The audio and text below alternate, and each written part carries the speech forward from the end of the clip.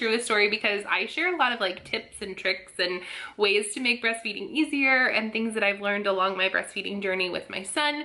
But I get a lot of comments often about, you know, why I don't talk about my breastfeeding journey with my daughter, and really because it wasn't a good time in my life.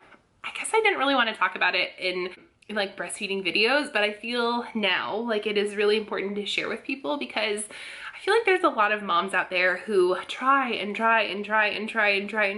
breastfeed unsuccessfully, and I feel like they carry a lot of guilt. I know that I carry a lot of guilt about not being able to breastfeed my daughter. So today I just wanted to share with you my story, my experience with a breastfeeding failure, and maybe even talk about what I still feel about that today. If you haven't watched my daughter's birth story, I did record that and that is up on my channel, so I will link it right up there, and I'll link it down in the description bar for you below. But basically, I didn't know that I was having my daughter until 3 hours before she was born. And if you have questions, again, please watch that video first, and then I will answer any other questions that you might have about that.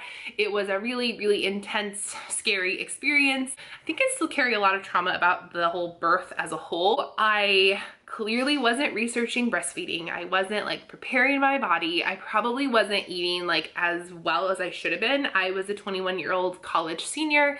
I was really busy all the time. I wasn't like a huge person that would go out and like party. That's just never really been my jam. So thankfully I didn't really have to worry about any of that stuff. And I did eat pretty healthfully. Like my family had always raised me to eat vegetables, and I was always the person that wanted vegetables for breakfast, and I ate a lot of salads and that kind of thing. But I was really active, and you know, I traveled to London, for example. I worked as a lifeguard. I was a really busy young adult. She was born on November 17th, 2007, and she was born at 4 pounds, 6 ounces, and she was around 33 weeks gestation. We kind of like tracked it back and traced back my dates. Thankfully, I was with my wonderful boyfriend, who is now my sweet, sweet husband. It was a very like whirlwind experience, and I went from being like a kind of selfish 21-year-old to automatically being a parent.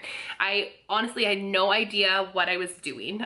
My mom came down and basically like told me all of the things that I needed to do. Some of the nurses tried to guide me. Like I didn't even know that I was supposed to start pumping because I didn't have her in the room with me, and she was down in the NICU because she was so little, and they just wanted to kind of evaluate her and stuff. So I didn't know I was supposed to start pumping. I didn't know anything about breastfeeding or feeding a baby or honestly being a parent. I knew nothing. Like I knew how to keep a kid comfortable and that kind of thing. I had done babysitting, and like I had a few friends that had kids and that kind of thing, but I didn't know what it would be like to try to prepare for a baby. I honestly had no idea. So, I mean, I started pumping when I was directed to, and thankfully I had a really good milk supply. You know, I was reassured numerous times by nurses that, you know, I was getting good colostrum and my milk supply was really good, and that that was a really good sign. However, because Delilah was so little, she didn't have a suck reflex yet. And if you know anything about having a preemie baby, they have to learn to suck if they're born at any time before 37 weeks. And so basically what that meant is that she was having a pacifier in her mouth often, and she was having a bottle often because she had to learn how to feed. She also was fed through the gavage tube, and if you don't know what that is, that's just a little tube that goes up their nose and down their throat and into their belly, and it feeds them. Sometimes they'll feed them formula, sometimes you can feed mom's milk. I think she was fed mostly formula through that. Honestly, looking back, the nurses and stuff at the NICU, they were really awesome, but they didn't really ask us a lot of stuff. Like they didn't ask us, do we want her to have a pacifier? Do we want her to have a bottle? What do we want her to be fed? Like they didn't really give us an opportunity to make those decisions. They kind of just made them. And because I was so young and I had no idea really what was going on, what to expect, what I was doing, I just kind of went along with it. It was to her benefit, right? Like she had to learn how to eat and that kind of thing. But looking back, I wish that a few more questions would have been asked of us so that we could have potentially breastfed her, at least for a short time. Like I really wish that she would have been able to breastfeed for a short time. I tried though. Like I was down there in the NICU all the time. I tried a nipple shield. I tried to get her to latch unsuccessfully so many times. I would be sitting there with her, like trying to feed her, and she would just be squawking and screaming screaming, and instead of getting this chance to just hold my baby and bond with her, I was, in my mind, like I felt like I was just torturing her. Like I just felt like she was so unhappy, and you know, I had already had this like massive amount of guilt, not even knowing that I was having her. I carry that with me even still. Like if you guys are parents, as most of you are on my channel, you'll know all about what mom guilt is. And I just felt so guilty that I didn't even know she was coming, and now my body wasn't even gonna work to feed her. Like what? Oh, it was a really hard time. So sitting down there in the NICU, I would try to feed her and then it wouldn't work, and the nurses would get really concerned that she was getting too stressed, and so then she would have to have a bottle, and at that point it just kind of didn't work. Also, as a young mom, I felt honestly kind of modest and embarrassed. Like I had no idea how much of my body was going to be exposed to these people that I didn't even know. So I didn't like having like my breasts out all the time. I didn't like having nurses manhandle me, and I felt like that was really stressful for me as well. So I think that was part of the reason why I just decided that bottle feeding her was the best option. I did end up pumping for her though. I was determined for her to get some breast milk. I had this amazing supply and I wanted her to get something. Like, I mean, I wanted her to have some breast milk. I did know that after about 6 weeks, I was gonna have to return to school. I had one more semester left of college before I graduated. My family, Brian and I, all made the decision that it was imperative for us to finish school. We were so close, and finishing college would guarantee us and Delilah a much better future. So we really tag team parented with my parents. So my family lives up here in Portland, and then we were in college down in Salem, which is about an hour drive. So we would stay down at school like 3 to 4 days a week, and my parents would have Delilah the other half of the week. So, and then when we finished with our classes, we would drive down the freeway and just come and be parents. So I had her in November, which was really close to like Thanksgiving, and then we had the winter holiday coming up. So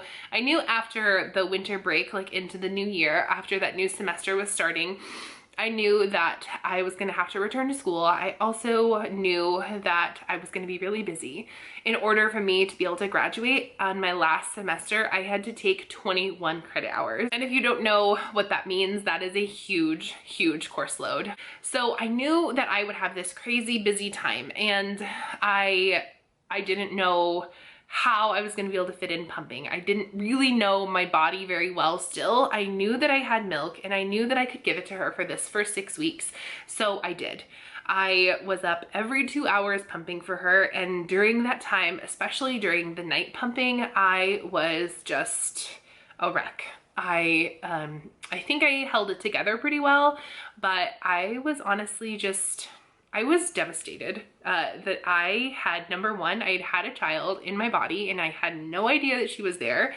And I then couldn't do what I naturally thought I was supposed to be able to do. And then I was gonna have to quit giving her milk early. Like all of these things were at play in my mind, and it was just a really low, dark time. Breastfeeding was really hard, and there was a lot of guilt. There still is a lot of guilt that I carry with that. Again, there's a lot of blame. There's a lot of like shame. I didn't want to take Delilah out in public when I started feeding her formula. I didn't want to feed her a bottle of formula in front of people. Like, I didn't want to do that. I thought that I was doing something wrong, and honestly, I thought I was giving my daughter this awful stuff. So fast forward to when we had to start feeding her formula, she got so constipated. This poor little thing. Like, she had to have prune juice, and we tried Miralax, and we tried like baby enemas and like all of this horrible stuff. And then I learned that iron in formula can be very constipating, and I just about lost it. Like, I was gonna give her this milk, and then I stopped and I switched her to formula, and now it has caused her to be like crazy constipated. It was so much. It's almost more than like any mom heart can take. Like, I felt like I had given her poison basically. All of those formulas that we had given her were milk-based. And now I know that this child has a lactose intolerance, and a symptom of her lactose intolerance is constipation. So it wasn't the iron in the formula. I mean, that might have been a contributing factor because she was so little, but she definitely was lactose intolerant, and anytime she has milk, she gets constipated. And now knowing that, and knowing that I was giving her these bottles basically full of milk or a milk-based formula to keep her alive, I mean, like, it's just so much. I still feel so bad that I didn't have all of this information, and that I was just young and dumb, and I feel like I should have known more and done more for her, and I just carry a lot of guilt about it.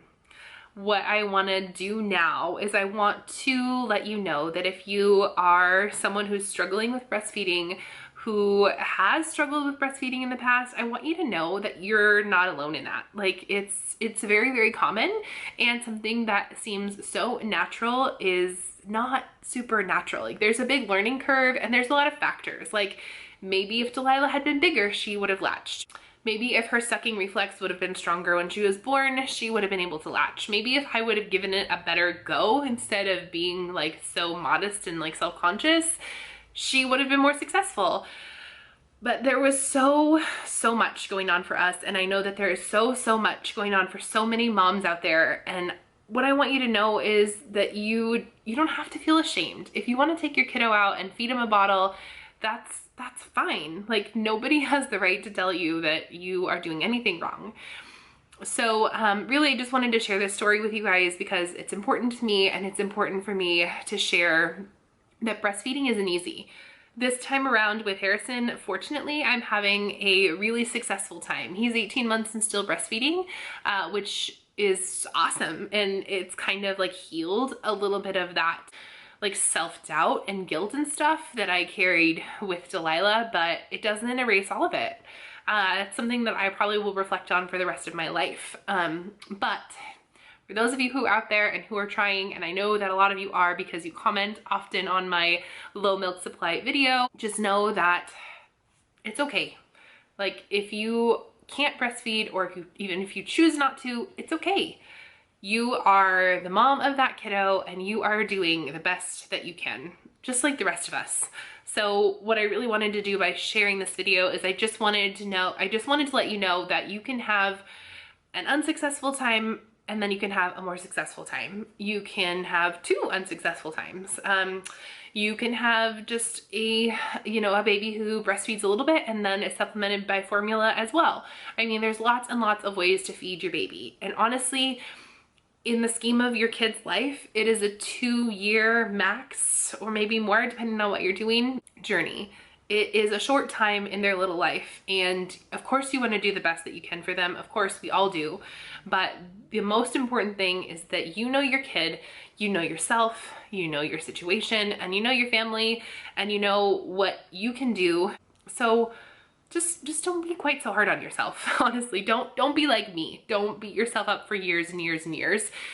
Although seriously, yeah, that's like the easiest thing to say and the hardest thing to do. Like, mom guilt is so real. But with that, I'm gonna go ahead and close this up. If you have any questions about Delilah's story, or about my breastfeeding journey with her, or about, breastfeeding failure, or if you have any other videos that you want to see on this, feel free to let me know. So if you like this video, don't forget to give it a big thumbs up. That helps me out so much. If you're new here, don't forget to hit that red subscribe button below. If you want more breastfeeding content or parenting or anything like that, don't forget to leave those video suggestions down in the comments below. I'm always open to new topics and looking to make videos that people will love. So feel free to leave those down there. And by the way, you guys, have fun today.